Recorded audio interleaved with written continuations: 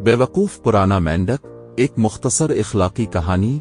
एक दफा का जिक्र है कि एक पुराना मेंढक था जिसे अहमक ओल्ड मेंढक कहते थे। उनकी सबसे नुमायां शख्सियत उनकी इंतहाई कम ज़हानत थी। से तकरीबन हर चीज में दुश्वारी थी। उसने हमेशा अहमकाना अंदाज में काम किया जिससे सब इस पर हंस पड़े।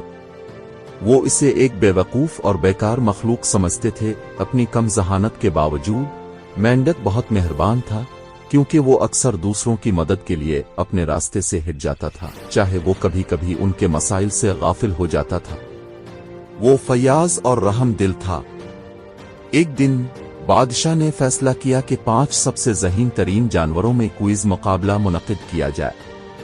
उसने ममलकत के तमाम जानवरों को बुलाया और उनसे कहा कि वो 5 मुकाबला करने वालों को मुंतखब करें जो उनकी ज़हानत के लिए मशहूर हैं। वाइस डॉल्फिन मुकाबले के लिए मुंतखब होने वाली पहली मद्दे मुकाबिल थी। दूसरा स्मार्ट चंपैंजी था। तीसरा ज़हीन भेड़िया था। चौथी शानदार गुलहरी थी। अब कुछ जानवर बूढ़े मेंढक का मजाक उड़ाना चाहते थे, इसलिए उन्होंने इसे 5वीं मद्दे मुकाबिल के तौर पर मुंतखब किया। वो सब इस पर बेइख्तियार हंसे और बुड़बुड़ाने लगे। वो इतना अहमक है, वो बूढ़ा अहमक है, वो कभी भी सवाल का सही जवाब नहीं दे सकेगा, वो जलील हो जाएगा। हाय हा। जब 5 मुकाबला करने वाले तैयार हो गए तो बादशाह सामने आया और वादा किया कि जो भी जानवर क्विज जीतेगा इसे इनाम के तौर पर भारी रकम दी जाएगी, एक रकम जो उनकी जिंदगी को हमेशा के लिए बदल सकती है।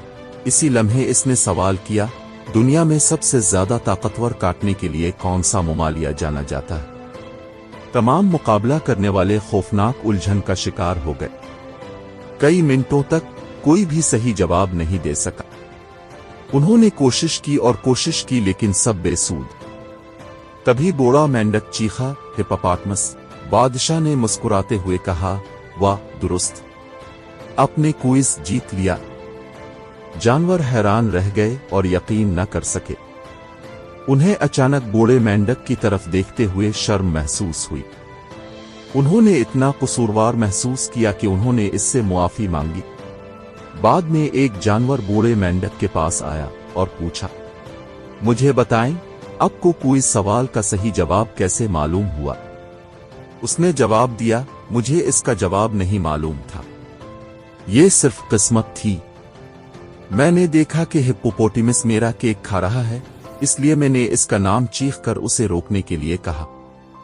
इखलाकी सबक, किसी का मजाक ना उड़ाएं और ना ही किसी को हकीर नजर से देखें जो कुछ भी है। आपको लगता है कि आपने ये सब देख लिया है, लेकिन किस्मत और मौका इंसान की जिंदगी को हमेशा के लिए बदलने की सलाहियत रखते हैं।